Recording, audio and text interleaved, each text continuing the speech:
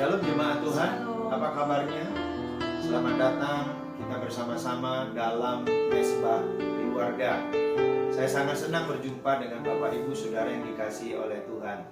Nah, mari kita persiapkan hati kita untuk kita bersama-sama dalam Mesbah Keluarga. Namun sebelumnya kita akan berdoa dulu. Silakan berdoa. Bapa Surgawi, dalam nama Yesus kami bersyukur buat malam hari ini kami boleh berada di ruang mesbah keluarga ini ya Tuhan. Kami mengundang hadiran-Mu ada di tengah-tengah kami, juga ada di rumah-rumah sahabat-sahabat kami yang mengikuti mesbah keluarga pada malam hari ini. Sucikan dan kuduskan, layakkan kami ya Tuhan, senantiasa masuk dalam hadirat-Mu. Urapi kami ya Tuhan. Terima kasih, datanglah kerajaan-Mu, jadilah kehendak-Mu dalam kehidupan kami. Kami mengundang Engkau ya Tuhan Yesus. Dalam nama Yesus kami berdoa. Amin. Amin. Mari persiapkan hati kita akan naikkan satu pujian, yaitu dengan judul Pertolongan-Mu. Kita siapkan. Hatiku tenang berada dekat-Mu, Kaulah jawaban hidupku. Hatiku tenang berada dekat-Mu, Kau yang pelihara hidupku.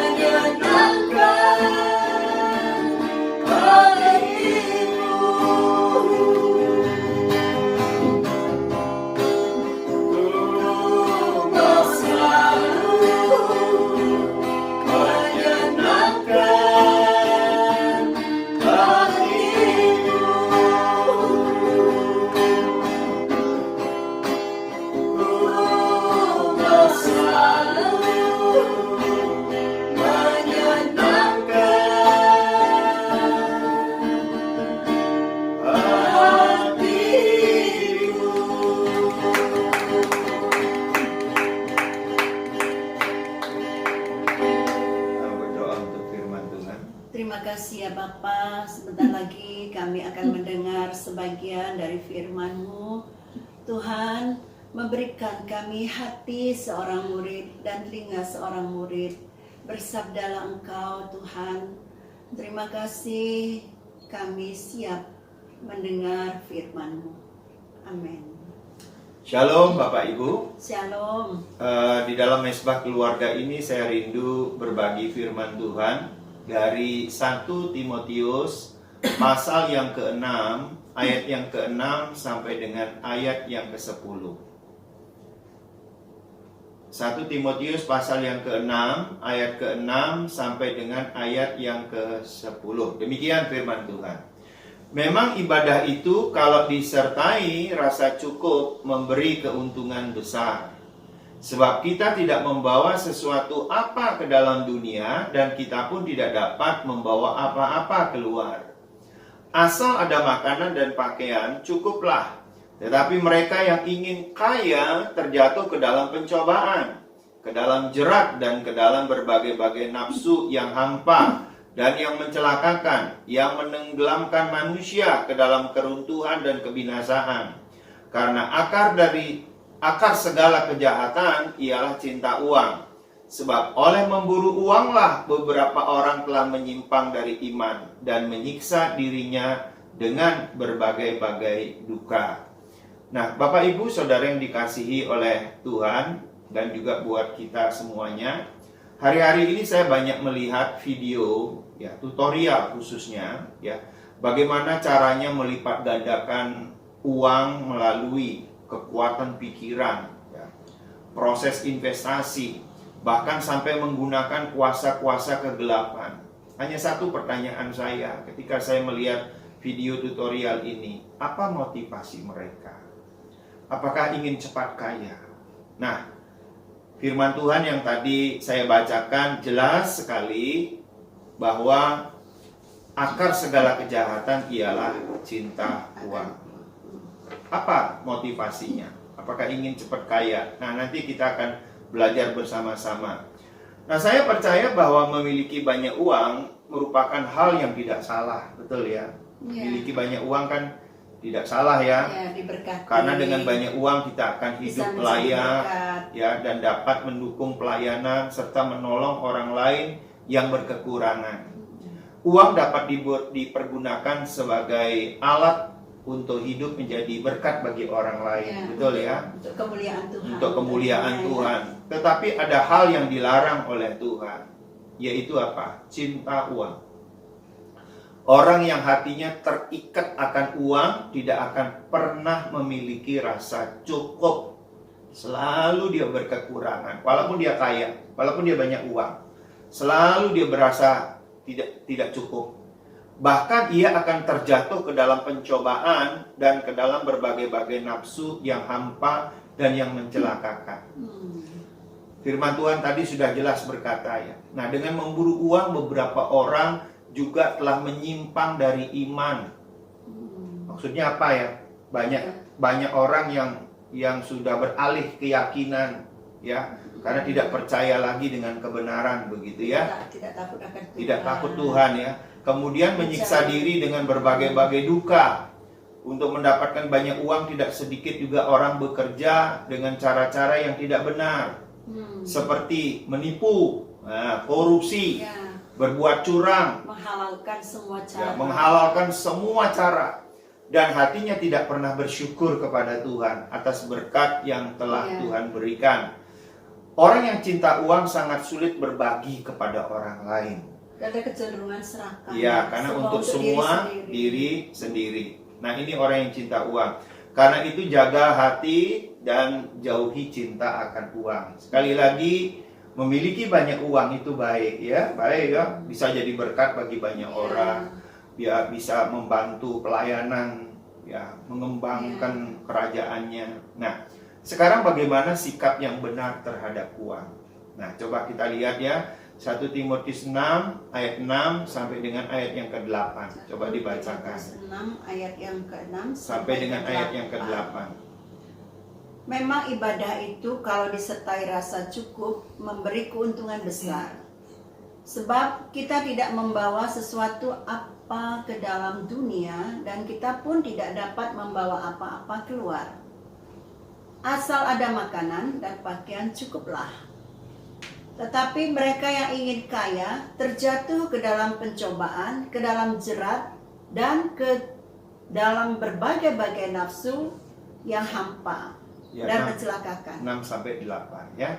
Jadi sikap yang benar terhadap uang itu apa ya? Pertama itu dikatakan memang ibadah itu kalau disertai rasa cukup memberi keuntungan besar.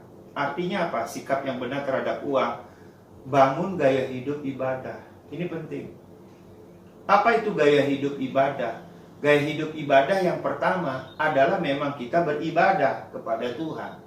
Tapi yang kedua, gaya hidup ibadah adalah gaya hidup melayani pekerjaan Tuhan. Nah, melayani pekerjaan Tuhan itu bermacam-macam, beraneka ragam bentuknya. Salah satunya apa? Menolong orang lain yang berkekurangan. Jadi bangun gaya hidup ibadah. Itu sikap kita terhadap uang. Kemudian apa? Bangun rasa cukup. Ya, kalau hari ini Tuhan memberi keuangan 100.000, kita mengucap syukur kepada Tuhan atas berkat yang sudah diberikan. Mungkin besok diberi 200.000, mengucap syukur. Diberi lagi 1 juta, mengucap syukur. Nah, dengan mengucap syukur itu, maka kita menjauhi yang namanya cinta uang. Bahkan dengan membangun gaya hidup ibadah, itu kita menjauhi yang namanya serakah, menjauhi yang namanya cinta uang. Kenapa semua itu kita lakukan? Dikatakan di ayat selanjutnya, sebab kita tidak membawa sesuatu apa ke dalam dunia. Betul enggak ya? Waktu Bapak Ibu saudara lahir, apa yang Bapak Ibu bawa? 1 triliun? Enggak ada. Mobil, rumah, enggak bawa apa-apa. Kalau meninggal pun. Nah, kemudian dikatakan lagi, dan kita pun tidak dapat membawa apa-apa keluar. Maksudnya keluar itu adalah meninggal. Emang Bapak Ibu bisa membawa Mercy? Dari dunia ya, membawa rumah? Ya enggak juga. Kita lahir tidak membawa apa-apa, keluar juga tidak membawa apa-apa. Bahkan dikatakan asal ada makanan dan pakaian, cukuplah. Nah, ini yang dikatakan bangun gaya hidup rasa cukup. Bangun gaya hidup ibadah. Cukupkan dengan apa yang ada pada diri kita. Itu dia. Sikap kita terhadap uang itu seperti itu. Jadi bukan setiap bangun tidur udah urus uang, sampai tidur bangun lagi urus uang. Terus pikirannya merenungkan siang dan malam itu uang dan uang. Nah, itu namanya cinta uang atau mabuk uang. Nah, mengapa kita tidak boleh cinta uang? Nah, di sini saya menemukan ada 2 penyebab utamanya ya. Yang pertama, akar segala kejahatan ialah cinta uang.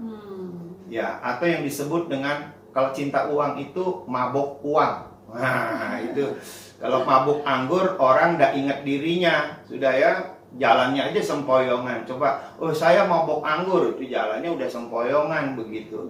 Kadang-kadang dia bertanya, kamu belum kenal siapa saya. Nah, itu dirinya saja dilupakan. Sama orang yang cinta uang atau mabuk uang, sama jalannya pun sempoyongan ke kanan dan ke kiri. Padahal firman Tuhan katakan jangan menyimpang ke kanan dan ke kiri, artinya fokus kepada Tuhan. Tapi orang yang mabuk uang kan ke kanan ke kiri begitu ya.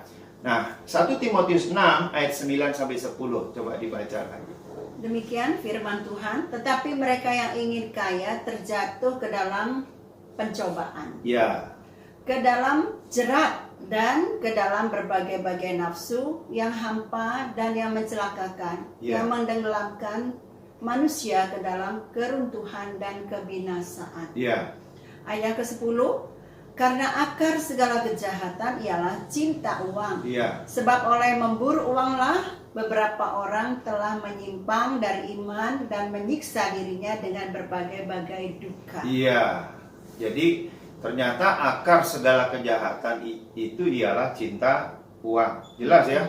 Akar segala kejahatan di dunia ini itu cinta uang. Jadi gampang kalau orang berbuat jahat pasti cinta uang. Udah itu saja. Hukumnya di situ.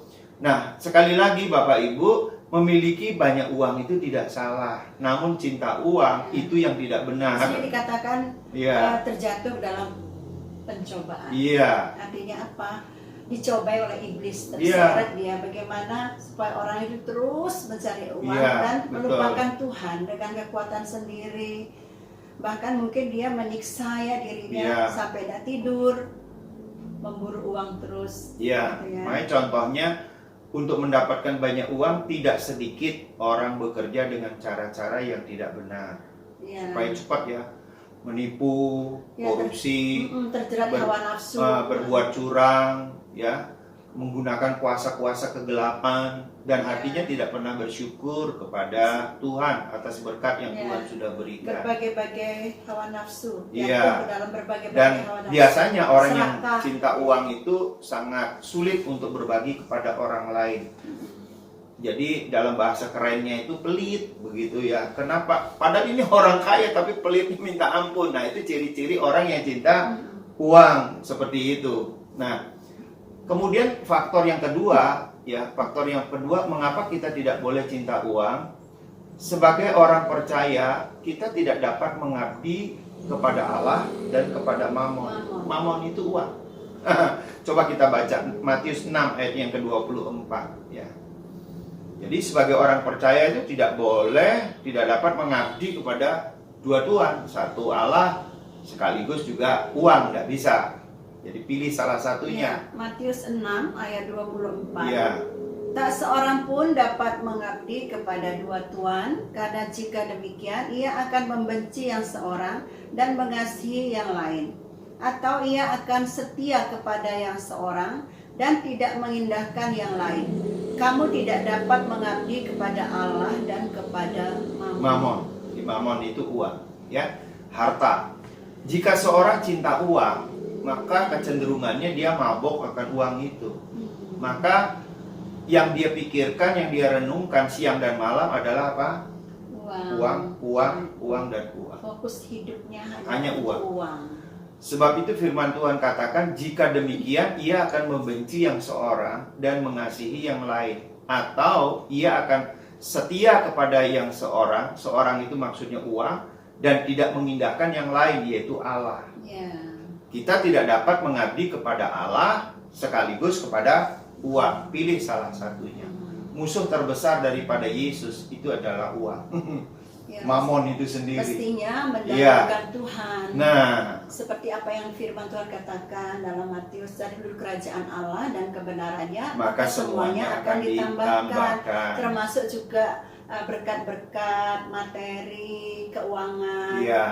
Tuhan. Jadi kalau fokus memberkati. kita mengabdi kepada Tuhan, Tuhan yang akan memberi kepada kita cara untuk mendapatkan uang. Sehingga kita tidak terjatuh dalam berbagai-bagai pencobaan. Itu kuncinya. Jadi, hikmatnya itu dari Nah, Tuhan. hikmat dari Tuhan. Untuk Loh, kira-kira Tuhan memperkaya. sanggup tidak memberi hikmat untuk mendapatkan uang? Ya sanggup. Firman Tuhan katakan, aku Tuhan yang memberi kamu kekuatan Ya, untuk memperoleh apa? Kekayaan. Ya. Tuhan punya cara untuk kita mendapatkan kekayaan, bukan dengan cara-cara kita sendiri untuk Ya. mendapatkan kekayaan. Nah, pada umumnya manusia itu kan tidak sabar, dia menunggu kapan ya itu. Akhirnya dia menggunakan cara-cara sendiri. Nah, kita akan lanjutkan. Apa dampaknya orang yang cinta uang?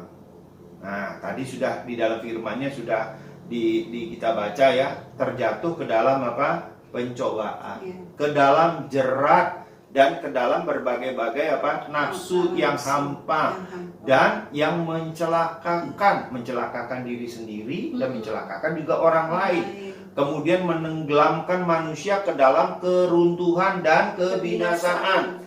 Jadi kalau boleh saya sederhanakan, orang yang cinta uang pasti binasa. Betul? Orang yang cinta uang pasti binasa.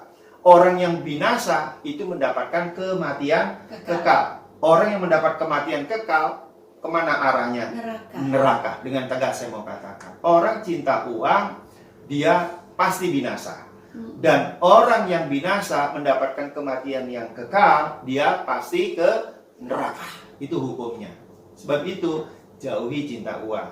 Kemudian apa yang dikatakan lagi? Beberapa orang telah menyimpang dari iman dan menyiksa dirinya dengan berbagai-bagai duka. Jelas ya, orang kalau serakah, cinta akan uang, dia tidak mengenal hari, tidak mengenal jam untuk bekerja. Bila perlu 24 jam adalah kerja, cari uang. Sampai tidak ada istirahat. Tidak ada istirahatnya. Kalau bisa waktunya ditambah lagi, jadi tidak lagi 24 jam. Tidak memperhatikan keluarga kalau sudah punya keluarga. Oleh sebab itu orang yang cinta uang, saya menemukan dalam pelayanan pastoral kami ya, kebanyakan keluarganya hancur. Yang sudah berkeluarga, keluarganya hancur. Mestinya dalam hidup ini ada suatu keseimbangan. Nah, harus ada keseimbangan ya dalam hidup ini adalah bagaimana berdoa Tuhan, bekerja, melayani, ada keseimbangan dan untuk keluarga ada semuanya secara proporsional. Ya, ada keseimbangan. Nah, baik, kalau demikian, mari Tuhan itu menghendaki kita tidak jatuh dalam jerat cinta uang yang dapat membawa kita jatuh dalam berbagai-bagai nafsu dan dosa. Nah, kita harus menjaga hati kita dengan baik sehingga motivasi kita mencari uang, cara kita bekerja untuk mendapatkan uang sesuai dengan kehendak Tuhan, bukan kehendak kita sendiri. Setuju ya begitu ya? Jadi kita bekerja, kita mendapatkan uang itu sesuai dengan kehendak Tuhan. Nah, mari kita akan berdoa. Yang pertama ya, kita akan berdoa minta ampun dulu ya sama Tuhan ya.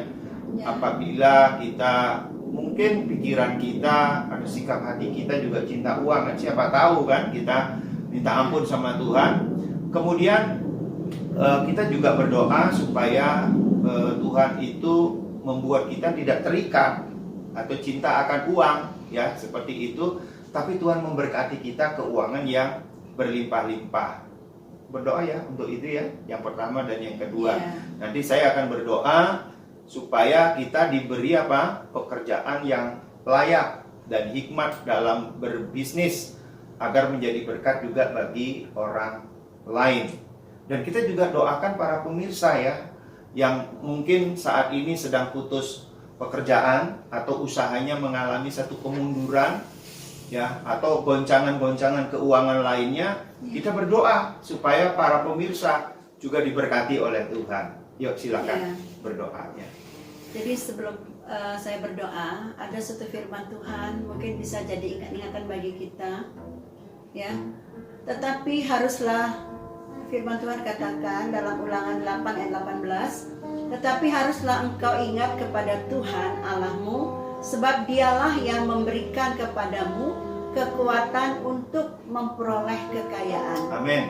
Dengan maksud meneguhkan perjanjian yang diikrarkannya dengan sumpah kepada nenek moyangmu seperti sekarang ini. Kita harus percaya bahwa berkat Tuhanlah yang menjadikan kita kaya. Oleh karena itu, baiklah fokus kita kepada Tuhan. Kita percaya apabila kita mendahulukan Tuhan, segala sesuatunya Tuhan tambahkan kepada kita. Mari kita berdoa. Bapa Surgawi, dalam nama Yesus kami bersyukur buat malam hari ini Tuhan. Firman-Mu mengingatkan kepada kami untuk kami senantiasa mendahulukan Tuhan di atas segalanya. Bapa, biarlah dengan kami berfokus kepada Tuhan, kami tidak berfokus kepada hal-hal dunia seperti apa yang difirmankan tadi, bahwa mencintai uang melebihi segala-galanya itu akan merusak diri kami dan juga merusak daripada jiwa kami, karena kami tahu bahwa Engkaulah yang memberikan kekuatan kepada kami untuk memperoleh kekayaan, supaya kami mendapat hikmat yang dari Allah. Dengan hikmat Allah itu kami akan bergerak, dan Tuhan bekerja di atas usaha kami. Tuhan bekerja di atas apa yang kami kerjakan, sehingga apa yang kami kerjakan menghasilkan buah yang manis, Terima kasih ya Bapa, Engkaulah penolong kami, Engkaulah sahabat kami. Terima kasih ya Bapa, terima kasih. Jauhkan kami dari niat-niat hawa nafsu serakah untuk terus kepentingan diri sendiri, mencari uang dengan cara-cara yang tidak benar. Tetapi Tuhanlah yang menguduskan setiap hati kami. Biarlah hati kami boleh beribadah dengan disertai rasa cukup dan syukur, dan mencukupkan dalam kehidupan kami dengan apa yang ada pada diri kami, sehingga kami tidak terjerat kepada hawa nafsu, tidak terjerat kepada cinta uang yang mengakibatkan hal-hal yang membinasakan dan merusak. Terima kasih ya Tuhan buat firman-Mu. Terima kasih, hanya di dalam nama Yesus kami berdoa dan mengucap syukur. Amin. Bapak, kami berdoa buat keluarga kami ya Tuhan. Bapak, Engkau yang memberi pekerjaan yang terbaik, Ya, hikmat amin. untuk kami melayani, hikmat untuk berbisnis. Tuhan berkati, berlimpah-limpah ya Bapak. Ya, Bahkan Yesus. Tuhan membukakan rahasia kerajaan-Mu di masa-masa pandemik dan resesi seperti sekarang. Tuhan yang memberikan terobosan-terobosan. Bahkan Amin. kami berdoa buat para jemaat dan para pemirsa yang bersama-sama Ya, dengan Yesus. kami, bersama-sama dengan kami di Mesbah Keluarga. Yang putus pekerjaan, Tuhan beri pekerjaan yang terbaik. Yang usahanya sedang menurun, Ya. Tuhan berikan terobosan-terobosan yang baru, Amin. hikmat yang baru. Itu Amin. terjadi ya Bapa. Berkat-Mu melimpah-limpah kepada setiap kami. Ya, Terima Yesus. kasih ya Bapa buat doa-doa yang boleh kami panjatkan di hadapan-Mu ini, Ya. karena apa yang sudah kami doakan ini. Dalam nama Amin. Tuhan Yesus. Amin. Baik Bapak Ibu, Saudara yang dikasihi oleh Tuhan, kita berjumpa kembali dalam Mesbah Keluarga pada kesempatan yang akan datang. Tuhan memberkati kita Tuhan semuanya. memberkati.